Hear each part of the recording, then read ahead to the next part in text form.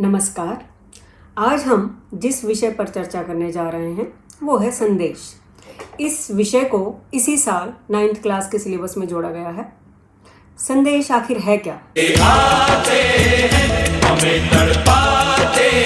संदेश ऐसी बात जिसे हम आमने सामने न करके किसी और के द्वारा किसी और तक पहुंचाते हैं, वही संदेश है।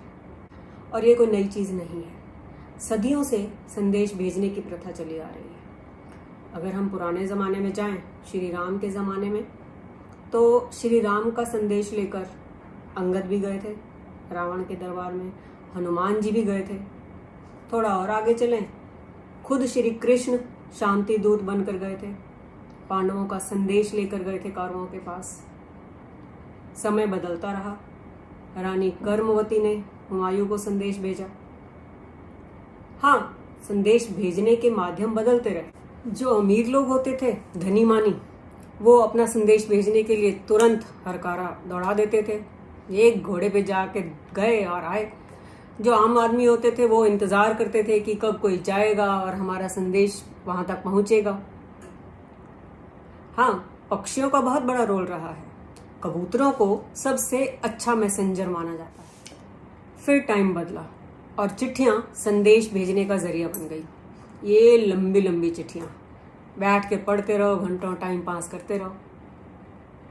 लेकिन कई बार चिट्ठियाँ तब मिलती थी जब उनका कोई यूज़ ही नहीं होता था।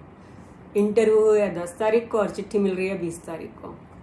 खैर, अब ज़माना बदल चुका है। अब हम सभी के पास एक बहुत बड़ा सा ये औजार है, हथियार है, जिस पे हम सारा दिन संदेश भेजते रहते हैं, टक टक टक टक टक, और संदेश पढ़ते रहते हैं। ये जो व्हाट्सएप है, मैसेंजर है, इंस्टाग्राम है, ट्विटर है, ये सब संदेश भेजने के, शायद यही सब देखकर ही एजुकेशन बोर्ड वालों को लगा होगा कि जब पूरी दुनिया ही संदेश भेजने में और पढ़ने में लगी हुई है, तो क्यों ना इसे एक टॉपिक ही बना दिया जाए। कम से कम बच्चे नंबर तो लें। ये संदेश एक शब्द से शुरू होकर एक पन्ने का, कई पन्नों का भी हो सकता है। यकीन नहीं आता? ये देखो, ये इमोजी, पता चल गया कि सामने वाला गुस्से में है। और ये एक LOL,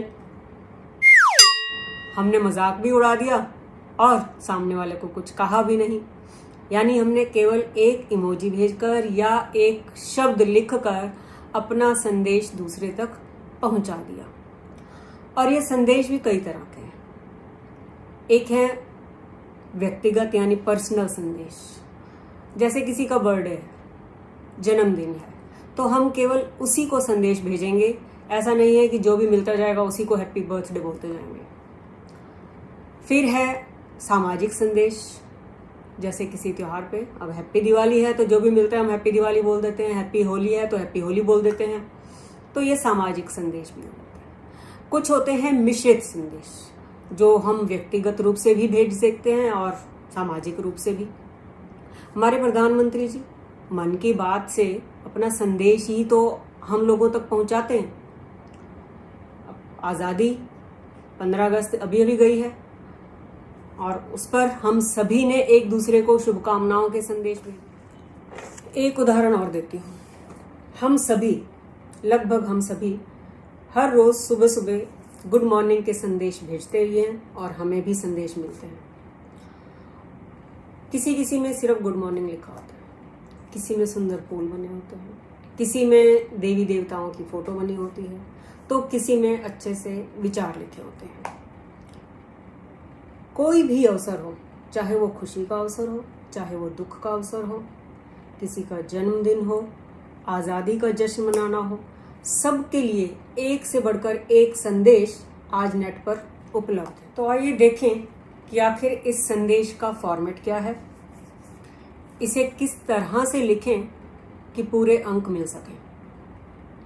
कुछ बातें जो बहुत ज़्यादा ध्यान देने योग्य हैं, उनमें सबसे पहली बात है कि संदेश के लिए एक बॉक्स बनाना ज़रूरी है। ज़रूरी है, नहीं तो नंबर कट जाएंगे। चाहे आधा नंबर कटेगा, लेकिन नंबर कटते हैं। सबसे ऊपर हम बीचों बीच लिखेंगे संदेश। उसके बाद बाईं तरफ यानी लेफ्ट साइड हम तिथि लिखेंगे और राइट साइड यानी दाईं तरफ हम समय लिखेंगे। सुबह का समय है या शाम का समय है। फिर जिसके नाम हम संदेश लिख रहे हैं, वो मित्र है, माँ है, पापा हैं, जिसके नाम भी संदेश लिख रहे हैं उसका संबोधन लिखेंगे। फिर अपना संदेश लिखेंगे यानी अपना विषय, अपना कंटेंट, जो भी संदेश है वो लिखेंगे और अंत में अपना नाम लिखेंगे। जो बात एक और ज़रूरी है वो है शब्द सीमा।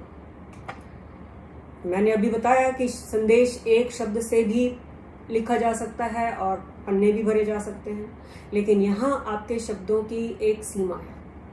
कोशिश करें कि 30 से 40 शब्दों में ही अपना संदेश पूरा कर लें। भाषा सरल लिखें जो कि आसानी से समझी जा सके।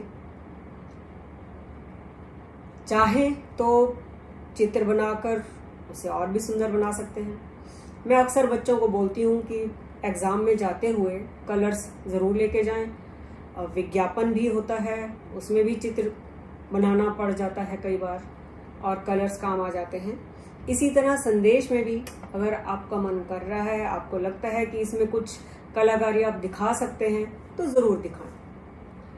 आइए मैं आपको कुछ उदाहरण देती हूँ जिसमें आपको संदेश का फॉर्मेट और उसका विषय कैसे लिखना है वो अच्छे से आप समझ पाएंगे। मुझे पूरी उम्मीद है कि अब संदेश को लेकर आप सबके मन में जो भी डाउट्स थे वो सब क्लियर हो गए होंगे। आप सबको संदेश अच्छे से समझ भी आ गया होगा और आप सभी लोग पूरे अंक भी लाएंगे। आपके सुझाव आमंत्रित हैं। जल्दी ही मिलेंगे एक नए विषय के साथ। तब तक हमेशा की तरह पढ़ते रहिए, आगे बढ़ते रहिए।